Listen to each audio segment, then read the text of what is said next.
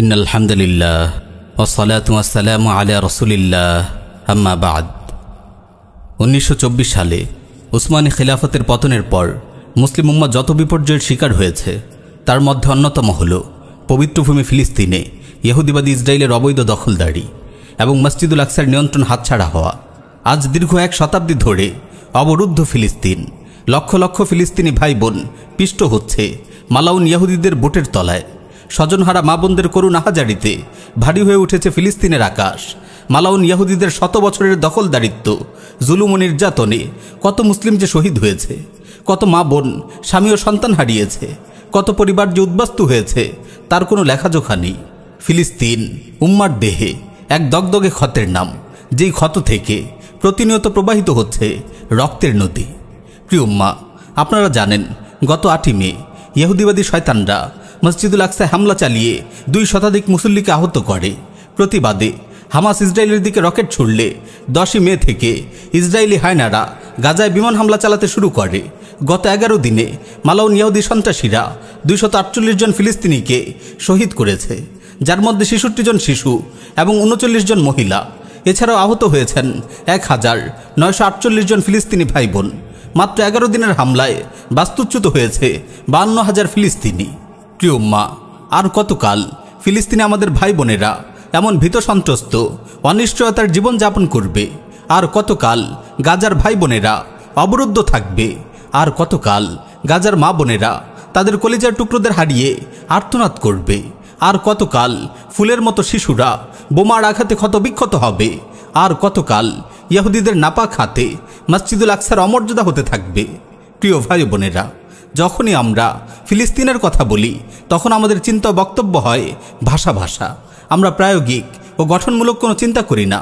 কেমন যেন নিজেদের আশপাশের জগৎ ও জীবন নিয়ে আমরা ব্যস্ত থাকি। যখন ইহুদি হায়নারা আমাদের মা বোনদের হত্যা করে তখন কিছু সময়ের জন্য আমরা মুখ খুলি, সোশ্যাল মিডিয়ায় ইসরায়েলের সমালোচনা করি, তারপর আবার নীরব হয়ে যাই, ভুলে যাই সব কিছু। প্রিয় ভাই বোনেরা, একটু ভেবে বলুন তো, আমরা গাজার অবরুদ্ধ ভাইদের জন্য আমাদের প্রথম কিবলা বাইতুল আকসার মুক্তির জন্য কি বাস্তবসম্মত কোনো পদক্ষেপের কথা চিন্তা করেছি? প্রিয় ভাই বোনেরা, আজ আমরা ফিলিস্তিন প্রসঙ্গে আমাদের বাস্তবসম্মত কিছু পদক্ষেপ ও করণীয় নিয়ে আলোচনা করব ইনশাআল্লাহ। করণীয় সম্পর্কে বলতে গেলে প্রথমেই কিছু তিক্ত বাস্তবতা আমাদের সামনে চলে আসে। যদিও আমরা গাজার মুক্তির জন্য অনেক বেশি আগ্রহী, তবে আমাদের চেয়েও বেশি আগ্রহী ও তৎপর হলো ফিলিস্তিনের পশ্চিম তীরের ভাইয়েরা। তবুও তারা গাজার ভাই বোনদেরকে বিন্দুমাত্র সাহায্য করতে পারে না। তার কারণও স্পষ্ট, কারণ পশ্চিম তীর ইহুদিদের দ্বারা অবরুদ্ধ। ইসরায়েলি সেনাবাহিনী এবং মাহমুদ আব্বাসের বাহিনী তাদেরকে গাজার ভাইদের সাহায্য করার অনুমতি দেয় না। ঠিক যেই কারণে ফিলিস্তিনের পশ্চিম তীরের মুসলিমরা গাজার ভাইদেরকে সাহায্য করতে পারে না, ঠিক একই কারণে অন্যান্য মুসলিম দেশের জনগণও গাজার ভাই বোনদের সাহায্য করতে পারে না, মসজিদুল আকসার মুক্তির জন্য কোনো পদক্ষেপ গ্রহণ করতে পারে না। একটি কঠিন বাস্তবতা হলো জর্ডান, মিশর, সিরিয়া, ইরাক, পাকিস্তান ও বাংলাদেশের মতো মুসলিম রাষ্ট্রগুলো জবরদখল করে আছে কাফিরদের পোষা মুরতাদ শাসক গোষ্ঠী। তারা কখনোই মুসলিম দেশের জনগণকে গাজাবাসীদের কোনো ধরনের সহায়তার অনুমতি দেবে না। মূলত তারাই ফিলিস্তিনকে সাহায্য করার সব পথ বন্ধ করে রেখেছে। আপনারা জানেন সমস্ত আরব দেশ ফিলিস্তিনের সঙ্গে বর্ডার বন্ধ করে দিয়েছে। এদাদ ও জিহাদের প্রতিটি আওয়াজকে তারা বন্দুকের নলের মুখে থামিয়ে দিচ্ছে। ফিলিস্তিনে মুজাহিদদের অনুপ্রবেশ রোধ করতে সবগুলো সীমান্ত সিল করে দিয়েছে। এক কথায় প্রতিবেশী আরব রাষ্ট্রগুলোই এখন মসজিদুল আকসার মুক্তির পথে সবচেয়ে বড় বাধা।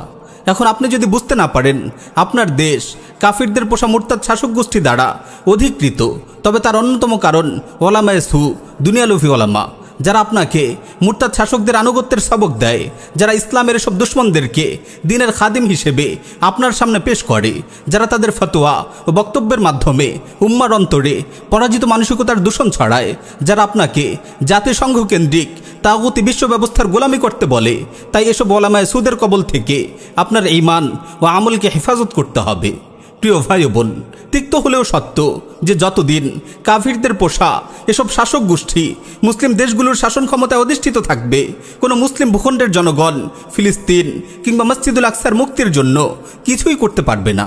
হাত পা বাঁধা লোক যেমন অন্যের হাত পায়ের বন্ধন খুলতে পারে না, তেমনি আমরাও পারি না অবরুদ্ধ ফিলিস্তিনের মুক্তির জন্য কোনো পদক্ষেপ গ্রহণ করতে। কারণ ফিলিস্তিন যদি ইসরায়েলিরা জবরদখল করে রাখে, তবে মুসলিম রাষ্ট্রগুলো জবরদখল করে আছে ইসরায়েলের স্থানীয় এজেন্ট মুরতাদ শাসক গোষ্ঠী। আমরা সুস্পষ্ট ভাষায় মুসলিম ভাই বোনদের সতর্ক করতে চাই, আল্লাহর ওয়াস্তে মুনাফিক সেকুলার শাসকদের কাছ থেকে ফিলিস্তিনের মুক্তির জন্য কোনো পদক্ষেপের আশা করবেন না। তারা কেবল নামকে ওয়াস্তে কিছু গরম গরম বিবৃতি দিতে পারে, কিংবা আন্তর্জাতিক আদালতে মামলা করার নামে নির্লজ্জ নাটক করতে পারে, বড় জোর গাজায় কিছু ত্রাণ সামগ্রী পাঠাতে পারে। এর চেয়ে বেশি কিছু করার সাধ্য তাদের নেই, কারণ তারা জাতিসংঘ কেন্দ্রিক কুফফার নিয়ন্ত্রিত বিশ্ব ব্যবস্থাকে মনে প্রাণে মেনে নিয়েছে। আর শয়তানের আড্ডাখানা এই জাতিসংঘই ফিলিস্তিনকে ইসরায়েলের হাতে তুলে দিয়েছে। ফিলিস্তিনে ইহুদি দখলদারিত্বের প্রায় 100 বছর কেটে গেছে, ইসরায়েল রাষ্ট্র প্রতিষ্ঠার প্রায় 70 বছর পেরিয়ে গেছে, কিন্তু এই সেকুলার রাষ্ট্রগুলো কেবল মুসলিম উম্মাকে ধোঁকা দিয়েছে। বর্তমান বিশ্ব ব্যবস্থাকে মেনে নিয়ে, জাতিসংঘকে মেনে নিয়ে, মুরতাদ শাসক গোষ্ঠীকে মেনে নিয়ে আপনি কখনো ফিলিস্তিনের মুক্তির স্বপ্ন দেখতে পারেন না। এর চেয়ে বড় বোকামির কথা আর হতে পারে না। তাই আপনার প্রথম পদক্ষেপ হবে ফিলিস্তিন ও মসজিদুল আকসার মুক্তির পথে সবচেয়ে বড় বাধা কি সেটি চিহ্নিত করা। আমাদের আলোচনা থেকে আশা করি আপনাদের সামনে স্পষ্ট হয়েছে, ফিলিস্তিন ও মসজিদুল আকসার মুক্তির পথে সবচেয়ে বড় বাধা হলো কুফফার বিশ্ব ব্যবস্থার অনুগত তাগুত শাসক গোষ্ঠী এবং দুনিয়ালুফি আলিম সম্প্রদায়। এক্ষেত্রে আমাদের করণীয় হলো মুসলিম উম্মার সামনে দলিল ও যুক্তির আলোকে তাগুত শাসক গোষ্ঠী ও ওলামায়ে সুদের মুখোশ উন্মোচন করে দেয়া এবং তাদের বিরুদ্ধে ইদাদ ও জিহাদের কার্যক্রম অব্যাহত রাখা। ফিলিস্তিনকে মুক্ত করার আরেকটি পদক্ষেপ হলো ইহুদি জাতির ইতিহাস, গ্রেটার ইসরায়েল চক্রান্ত, মসজিদুল আকসাকে ধ্বংস করে তার জায়গায় হাইকেলে সুলাইমানি নির্মাণ ইত্যাদি ষড়যন্ত্র সম্পর্কে মুসলিম উম্মাহকে ব্যাপকভাবে সচেতন করা। গণতন্ত্র, জাতীয়তাবাদ, ধর্মনিরপেক্ষতা ইত্যাদির মতো মুসলিম বিশ্বে ছড়িয়ে পড়া দিন বিধ্বংসী ফিতনাগুলোর বিরুদ্ধে শক্তিশালী বুদ্ধিবৃত্তিক প্রতিরোধ গড়ে তোলা। উম্মাকে পরামর্শ দেওয়ার মতো যোগ্য, বিজ্ঞ ও সচেতন দায়ী, মুজাহিদ, চিন্তাবিদ ও বিশেষজ্ঞ আলিমদের একটি তালিকা তৈরি করা এবং তাদের গুরুত্বপূর্ণ রচনাবলীর লিস্ট তৈরি করে লিঙ্ক সহ সোশ্যাল মিডিয়ায় ছড়িয়ে দেয়া। আকাইদ ও ফিকহের প্রয়োজনীয় মাসাইলগুলো উম্মার সামনে স্পষ্ট করে দেয়া, যেমন গণতন্ত্র, ধর্মনিরপেক্ষতা, জাতীয়তাবাদ ইত্যাদির কুফরি।